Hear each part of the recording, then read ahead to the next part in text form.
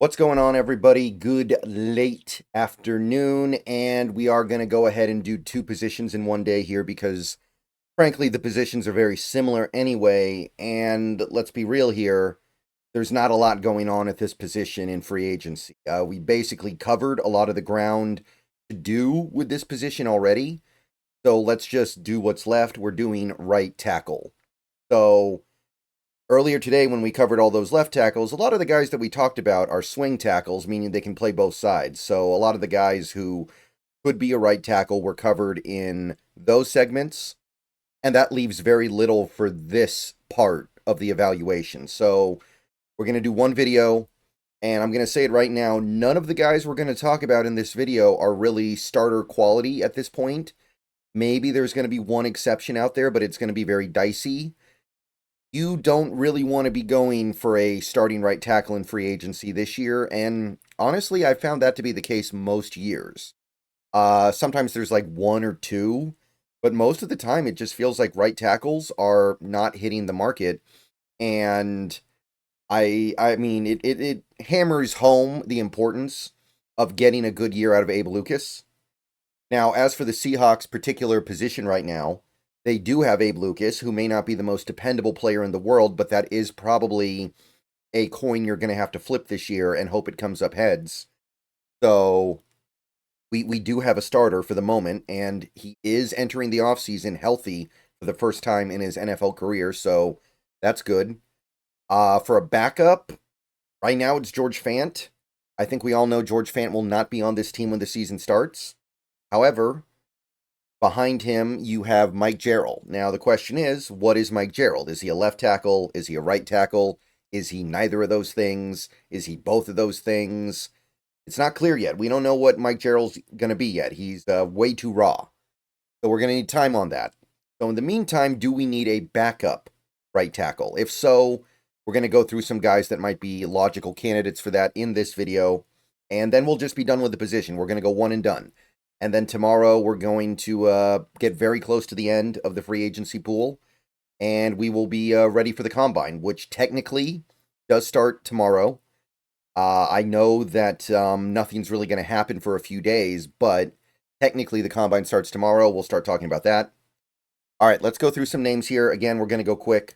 David Quessenberry. David Quessenberry of the Quessenberry family, full of players that make the NFL and don't necessarily do a ton in the NFL. He's got Paul, he's got Scott. There's quite a few Quessenberries in the NFL. This one's about to turn 35, and that's seems a little bit weird when you consider the fact that he hasn't been in the league that long. His rookie year, the first year he actually did anything, was 2017. So that tells you that tells you how late he started. So it's not like he's got a lot of miles on him, and he has been a full-time starter before. But the last 3 years, he started a grand total of 7 games. He is a pretty pure backup at this point. PFF grade, last time he played significant snaps at right tackle was 2023. 64.8. I mean, that's pretty good. That's workable, right? But this was 2 years ago. He's an older player now. So I wouldn't want him to do anything other than just be a backup. And he's a swing tackle, so there's some value there. Year before that, 59.3. Tolerable. Again, he was a swing tackle, played a tiny bit of guard as well, so he's a utility backup, and there is a place in the world for guys like that for sure, but Quessenberry, not meant to be a starter in this league at this point. 1 year, 2.1 million, sure, I guess. Seems about right. Not objecting to that too hard. Not a bad idea. He is somebody who's going to provide value in multiple positions. Morgan Moses, this is the one guy in this video that I think has a real chance of maybe earning a starting job off the bat in 2025. And it's going to be tough because he's about to turn 34. So proceed with caution. He's been a starter in this league for a decade now. He started 14 games for the Jets last year. So it's not beyond the pale to suggest that he will be a starter. But you are starting to kind of push it here. You are starting to get into dicey territory with Morgan Moses. He's had a great career, been a great player, but you got to be careful with this one.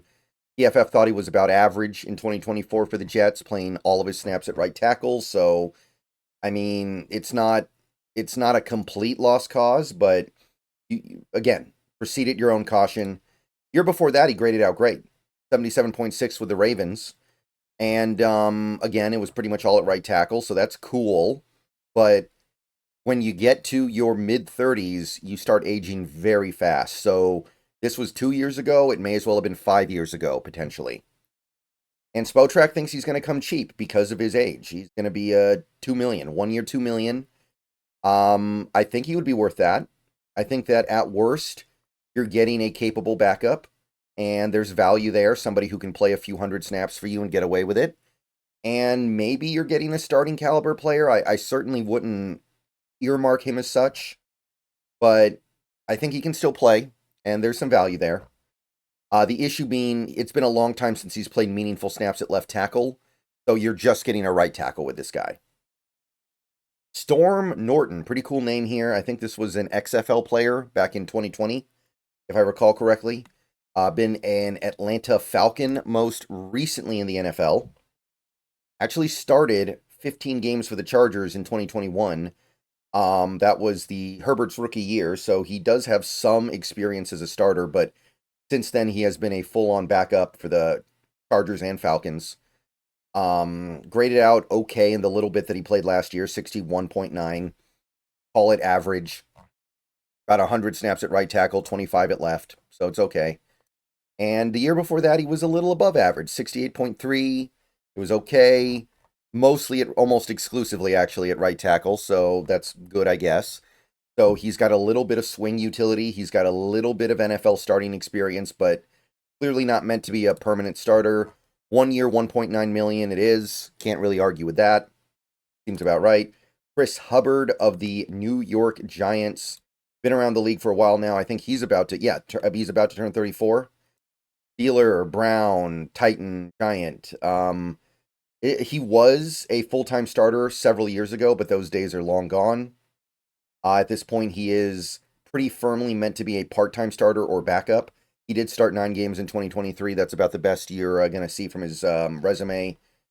PFF grade in 2023, the last year he was a significantly impactful player, was quite good, 68.2 at right tackle. It is worth noting that last year he played left tackle and he was graded terribly, so maybe you don't want to put him there. And he was also a swing tackle the previous year and was also graded poorly. So the 1 year he got well graded was the year he got to play basically the whole year at right tackle. So you might want to learn something from that. 1 year, 1.4 million, basically vet min. Sure, why not? Trent Brown. Now, Trent Brown has been playing left tackle a pretty good amount in his career, especially recently, but this guy is so big, and now he's old. He's about to turn 32 in April, that there's no way he's going to be a left tackle in most offenses, especially not this one, I don't think. There's no way you're going to sign Trent Brown and intend to play him at left tackle. He is minimum 360 pounds. He's probably more. That's just not going to work. He is either going to slide inside, which he's probably too tall to do, or he's going to play right tackle for you. So I know he's been a left tackle recently, but I'm not looking at him in that manner. He has been a starter in previous years. He was a Pro Bowler with the 2019 Raiders. He was a Super Bowl champion at left tackle with the 2018 Patriots, so he's had a good career, but it's come to a little bit of a halt here. He kind of revived himself in 2022, and that's about it. 2024, the 1 year on the record where he actually played right tackle, he was graded okay, 65.2, workable, tolerable, passable, but it's not a big sample size. The previous years he was playing left tackle, but again, not happening here. So I'm not really going to look at him through that lens. 1 year, 1.2 million. I don't think he's a good fit for here, but somebody's probably going to get their money's worth with 1 year, 1.2 million. I can't really object to that. Charlie Heck. I've talked about this guy before, I think, actually. I think his father played for the Seahawks. Charlie Heck, Houston Texan. Then he was a 49er. He was a Cardinal somewhere in there as well. Was a full-time starter back in 2021. But lately he's been very much a reserve, a backup, somebody who doesn't even get activated for most games. Definitely a marginal NFL player. PFF, last time he played meaningful snaps at right tackle, they were very down on him, 48.1. So he's one of those guys that is technically, physically capable of moving his body in a way that a right tackle needs to, but he's not actually good at it. And the previous year before that, he was also a right tackle mostly. 140 snaps, and he was graded poorly, but not terribly. So he's capable of being an NFL player, but barely. And he gets the minimum. 1 year, 1.1 million. Can't really object to that too hard. James Hudson of the Cleveland Browns. A little bit of a younger player, actually. This guy is, 26? About to turn 26. Been starting a few games a year for the Browns over the last 4 years, but never a full-time starter. Missed most of 2024. I think he got hurt.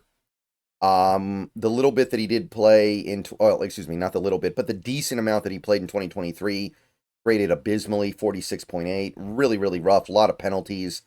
Would have led the league in penalties at tackle, certainly, if he played the whole season. Allowed 4 sacks in 556 snaps. Mostly at right tackle, a little bit at left tackle. So, a little bit of stuff to work with here. The year before that, he was better. Almost a 58. That's workable. That's a little more acceptable, and it was almost all at right tackle. Okay.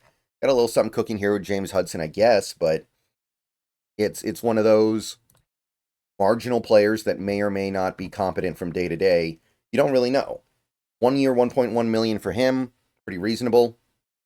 Final guy, this is an old buddy of ours, Jake Curhan. When you've gotten down to Jake Curhan, you probably drilled down a little too far.